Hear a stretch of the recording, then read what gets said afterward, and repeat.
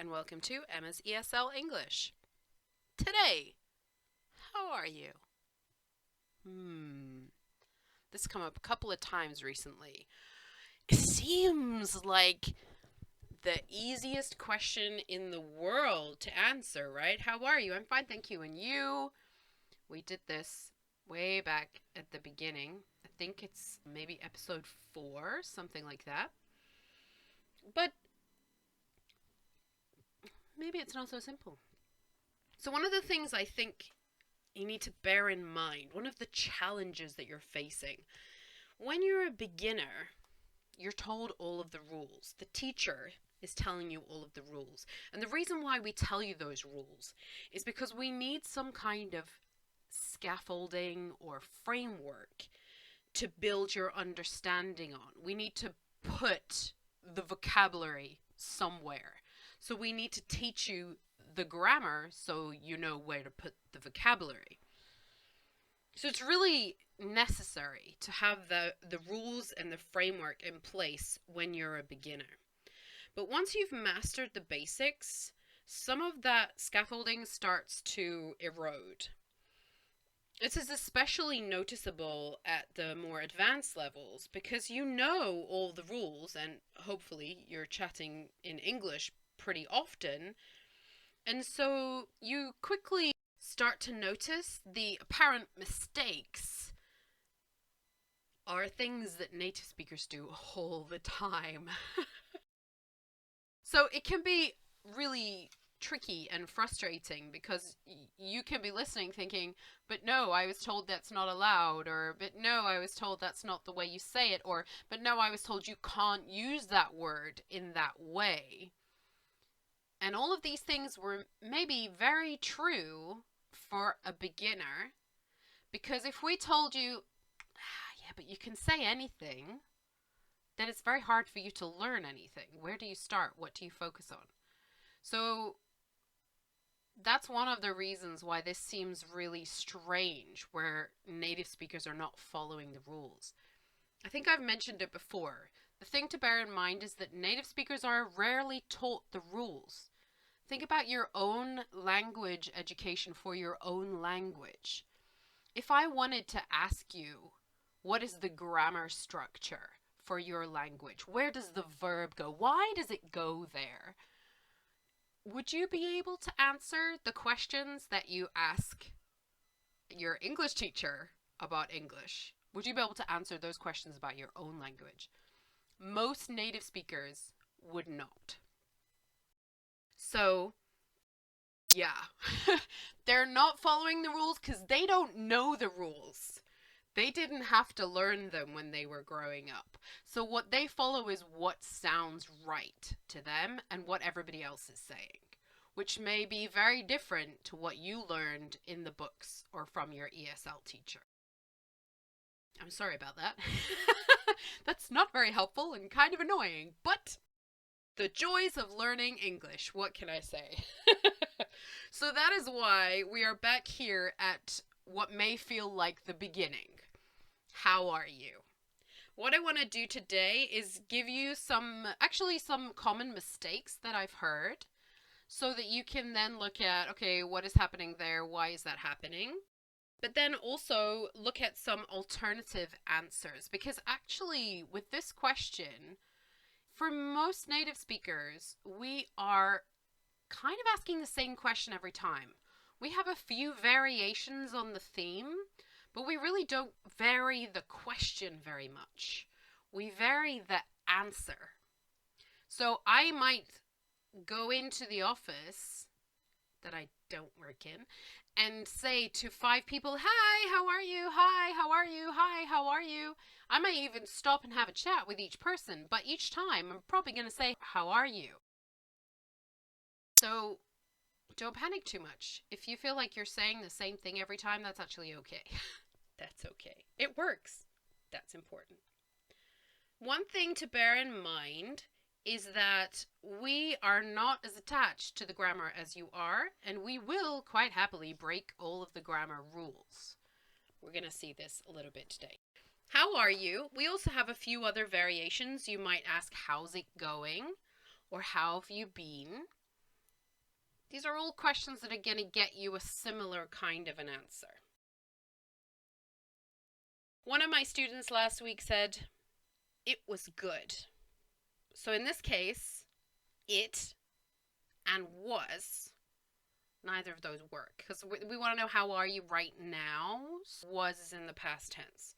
We want to switch that, and we need a pronoun. We would say, I am good. That's okay. I have a young student. She's only 11, so she can get away with anything. And whenever I ask her this question, she has to think for a really long time. And she says, I feel great. Or sometimes, I feel happy. This is obviously something she's learning at school. And she's 11, so I'm not going to worry too much about this for now. However, she's answering a different question. She's answering the question, how do you feel? Which is not the question I asked you. In fact, if I'm a native English, especially British person, I do not want to know how you feel. Even Americans, we don't really want to know how you feel. It's really scary for us. It's really scary for us to know how you feel. That's very much too stressful. So, how are you? I'm great is good. I'm happy. We are unlikely to say that because it is directly a feeling. So we're unlikely to use I'm happy or I'm sad. Anything like that. When we answer, we can say, as I mentioned earlier, I'm good. We have lots of different ways to describe ourselves though. I'm good, I'm well, I'm great, I'm fine. Lots of words.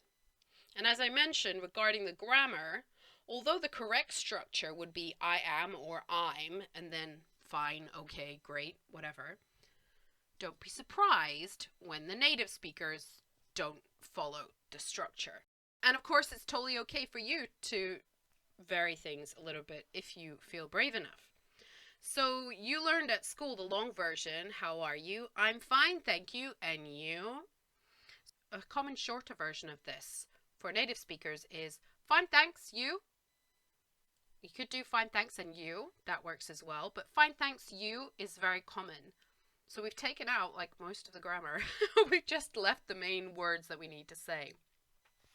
I'm going to give you a bunch here, so be prepared. Some of this is, I suppose, relative to different areas. Some of it is relevant a little bit to how we're feeling. And some of it is just kind of, we just don't want to say fine. We're trying to be creative. It is very common to throw the question back and add a you or how about you at the end of the question. So you could do that with all of these. If you're rushing past someone and you're both in a hurry, it's also common to not do that because you're past each other by the time you get there. You might both ask the question at the same time. If you're in a hurry, you might both say, how are you? Good, thanks, and keep going. So that happens. So all of these we can add a you or how about you at the end of it. So how are you? Good, ta. Ta. It means thanks. It's casual. Probably mostly with family members and friends you would use ta. And certainly there are different places that wouldn't use it at all. Okay, so good ta just means I'm good, thanks. Just a simple, not bad. Or, all good, thanks. Or, yeah, you all right? So, in fact, you might hear someone answer, how are you, with, yeah, you all right? Which means, I'm fine, you all right? But they didn't actually say that. What can I say? We're weird. There are other things we can say that sort of mean I'm not as great as great, but we're probably not going to elaborate on them unless someone asks us. So we might say, same old, which is a little similar, I think, to the French. What? I wasn't very brave saying that. So, which just means nothing's changed. Everything's the same as normal. Someone might say, I'm holding up, which means I'm fine. Actually, it sounds bad. It's the same, I'm holding up or hanging in there. Both of them mean I'm fine. It's sort of giving you the idea that like life is difficult and I'm still here kind of thing. But it doesn't necessarily mean that anything bad is happening or even that they're having a stressful time. It's just a different way to answer the question. They may say, could be better, which is suggesting that something's not great. And very often if someone says, could be better, then we do ask, oh really, is everything okay? Can I help you with something?